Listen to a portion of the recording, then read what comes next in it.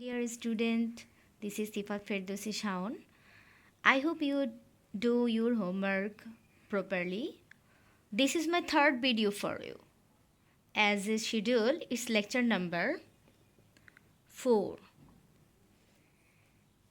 Today, I will discuss with you about Malvaceae family. Here you can see the Malvaceae, some example of Malvaceae. In my previous video, I told you about angiosperms are two types like monocots and dicots. Malvaceae are under the dicots family. Here you can see this is some examples of Malvaceae family. This is Hibiscus rosa sinensis. This is Abelmoschus esculentus. This is Gossypium herbaceum. And this is Hibiscus mutabilis and Hibiscus cannabinus. So we can go to our next slide. What we will be learned from today's lessons: distribution of Malvaceae, general characteristics and identifying characteristics of Malvaceae and their economic importance. So, distribution of Malvaceae. It's commonly known as cotton family or mallow family. It consists of 75 genera and 1500 species, among which 42 species found in Bangladesh.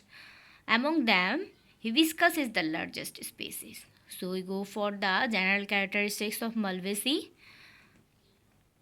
Vegetative characters like habit. The plants are generally herbs, maybe it's or shrubs, and a few are tree-like with a mucilaginous, that means slippery-like substance are present in all parts of the roots. Are taproot. What is taproot? See, this is the taproot. That means central dominant root is called taproot. Then stem will be herbaceous or woody or branched, erect, that or spreading pubescent, that means covered with short soft hair. Leaves will be alternate, petiolate, stipulate, like here.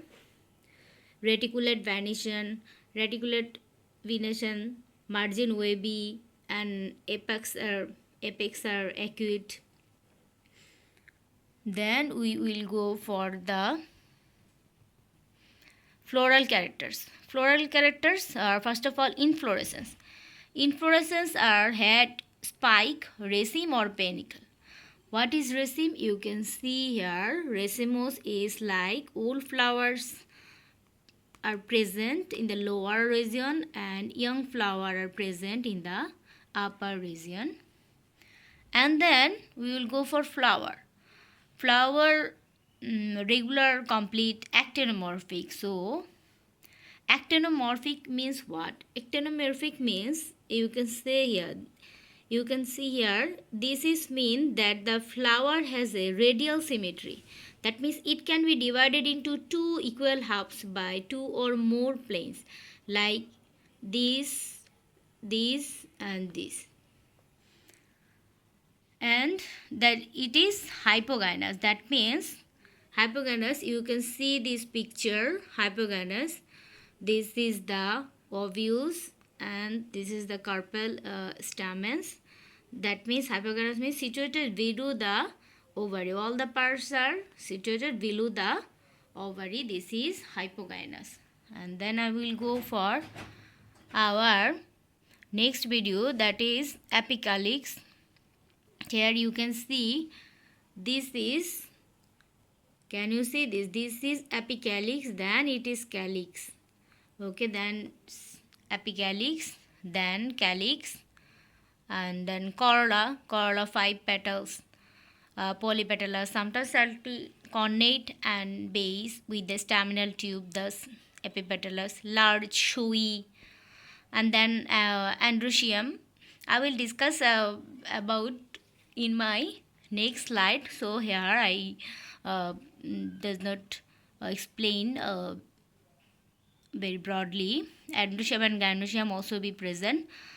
placentation exile. It will be described in my next slide. Fruit, here you can see the durian fruit. It is the Malvaceae family fruit, and seeds are kidney shape and endospermic. In my previous video, I said that dicotyledons have triploid types fruit or endosperm. Here, the identifying characteristics of Malvaceae. You can see this picture, and the identifying characteristic: hairs on the body and mucilage in the tissues. Its body have some hairy-like structure, mucilage, that means slippery-like substances are present. Alternate phyllotaxy, that means here leaves are present in the alternate way. And stipulate leaves, this is stipule, can you see this? And reticulate venation of the leaves, presence of apicalyx. So you can see this is the Hibiscus rosa sinensis. Here this is apicalyx. Petals 5, 1, 2, 3, 4 and 5 fused. They are fused at the base, permanent valvate, and their arrangement are this shape. That means this is the valvate shape. Stamen numerous. Here you can see this is the stamen, and the stamen is numerous. Adnate to corolla. Anther is kidney shape. See you here. This is the anther and this is the kidney shape, and this is the filament. Pollen large and spiny. Here you can see the spiny. Pollens are large and spiny. Here you can see this is the spiny like structure. And then axial placentation. Here ovule placentation. Here is axial placentation.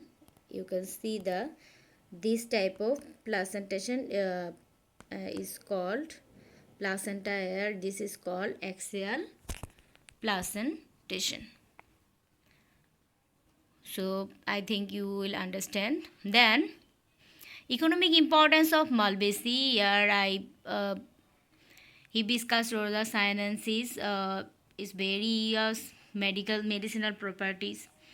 Flower 60-40. Here is a see. This is Hibiscus rosa sinensis.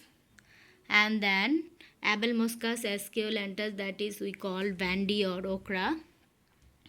That is that we can use as a vegetable. Then you can see the Gossypium herbaceum like this. This is the Gossypium herbaceum. See this. This is the tula like or cotton like. This is the economic importance of Malvaceae. You can capture for your